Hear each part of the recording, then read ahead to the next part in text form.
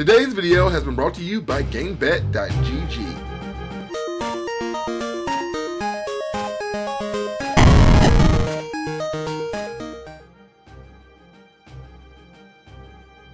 I hope at this point by now everyone has seen Civil War and is ready to have an adult conversation about it, because I need to talk about this. So when they first introduced Spider-Man into the MCU and via that last trailer, he jumps on the car and goes, "Hi guys." Clearly, if you saw the movie, that didn't happen that way very particularly, but it still was a weird introduction to me, because I just saw it and I was like, that doesn't sound like Spider-Man. That sounds like Spider-Boy. And the movie even touched on that. I should let you know right now, if you haven't seen the movie, you should probably go. There will be spoilers.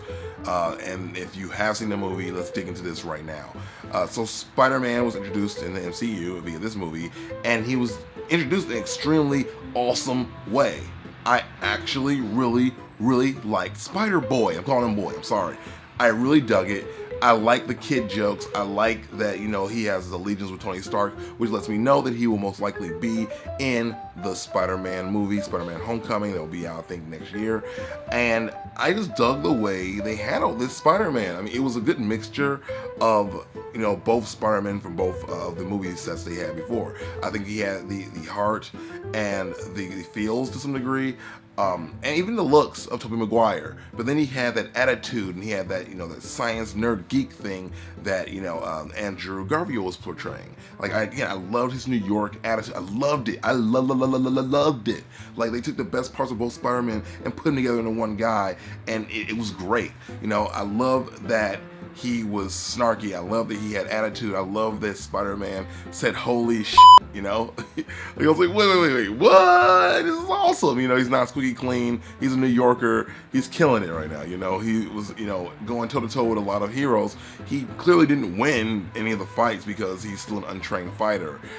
It was really funny when, he's fighting, I think, the other side, obviously, that is, Team Cat, basically, and they knock him out a window and goes, ah, like a cartoon.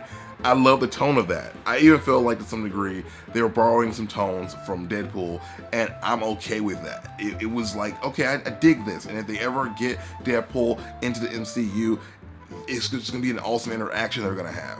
And I don't know, it just made me so happy to see this character be treated with such reverence and such care.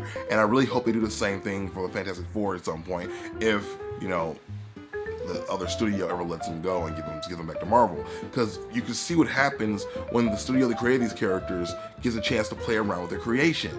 It was just awesome. Like, I absolutely 110% am behind this Spider-Man.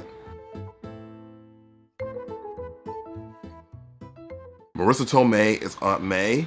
Hot! I never thought I would say there was a hot Aunt May, but there is a